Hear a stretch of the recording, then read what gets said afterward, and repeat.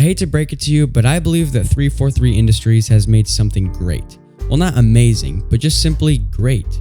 I guarantee that each and every one of you watching will find something to agree and disagree with me about this game in this video, so please let me know down in the comments what it is, because I know I can't be the only one who has mixed feelings about this game. Thank you. Alright, before I get into it, I want to also foreclose that I played this game on the enhanced Xbox Series S X version of the game, specifically the Series S, and this footage that you see will be captured in 60 frames per second, and I did not play on Xbox One or Windows 10. I highly doubt that the game is that much different on those other platforms, but if you did play on one of those other platforms and felt like I did a disservice in talking about this, also leave that in the comments below. I want to see what kind of changes I might have missed because I played on the Xbox Series S. Halo Infinite is everything you would have expected to see from 343. I can't really say that the game surpassed my expectations, but I can say that there are some things that kept me engaged the entire time. Halo Infinite is a nice, freshly cooked version of the Halo franchise. It's shiny, visually pleasing, and gives the player a sense of space, and the world is great. The gunplay is also really good. At no point while shooting, I feel like an area or a specific level drags on for too long. It's all well balanced in point of difficulty and in point of level spacing that satisfies me each time I play the game. The game is more or less a callback to the original Halo Combat Evolved game. I feel like Infinite has a lot to offer that a lot of people overlook. Ever since the first game came out, Halo has been impressing people with the way that controller movement is so good, and I find that in Halo Infinite, despite controllers having far more limitations with aiming than keyboard and mouse does, playing Halo Infinite, I find that controls feel super satisfying and overall well placed and good. And also to note that I was playing on the default settings for the Halo Infinite shooting controls, so there was nothing changed and I felt like my experience was great. The game also looks amazing. I could go on forever about how the graphics and art style in this game are incredibly good, but no matter what I say, people will always say that the Bungie art style feels more to them like Halo. While I tend to agree with that statement, I can say that this game improves on a lot of things Bungie was at fault for in the art creation of the original Halo game. I really enjoyed just looking at this game and found it really pleasing to take in the visuals that 343 had placed for us. Comparing it to the original game, I prefer the Halo Infinite visuals to the old one.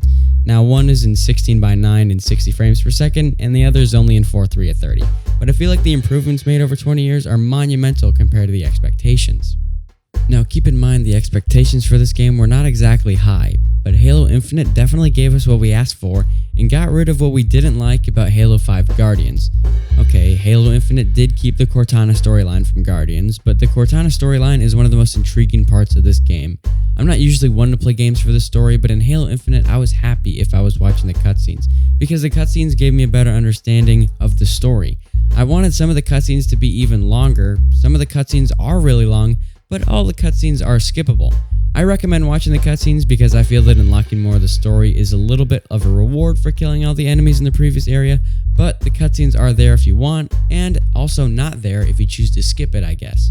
The story in this game intrigues you to discover more. This is an open world game, of course, and the more you explore, the more you unlock. This game goes into some pretty cool details about the upbringing of Master Chief and his past 20 years after the character was announced to us. And I think that's really interesting, and some of the things that are told to us about Master Chief, I'm trying to keep this video relatively spoiler-free, are pretty revealing and super worthwhile in exploring throughout the game and finding some things out. I really like that this game went more in depth with this character instead of like with Halo 5 Guardians, where it doesn't go in depth with the character and gives more us like him as a team leader, I guess.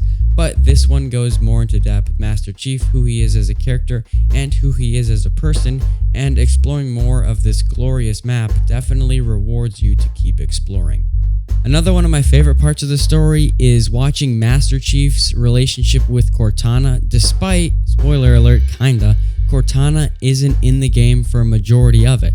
Despite what you see in this cutscene I'm showing here, this is technically a copy of Cortana, but is not Cortana. This is a weapon made to imitate Cortana, but you go and see how Master Chief reacts and responds with Cortana being absent. It's really unique to see what kind of a relationship those two have, with one of them being absent for a majority of the game. It definitely shows you how much he needs her for his missions, and it is a really, really cool payoff. So if you haven't, I really recommend you go out and purchase Halo Infinite, or it's on Xbox Game Pass, and that is actually how I played it. You can download it.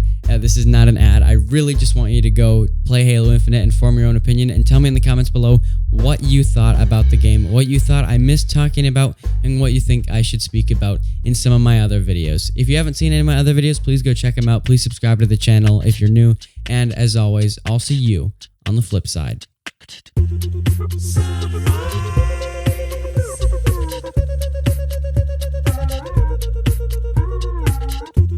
SavageSkull.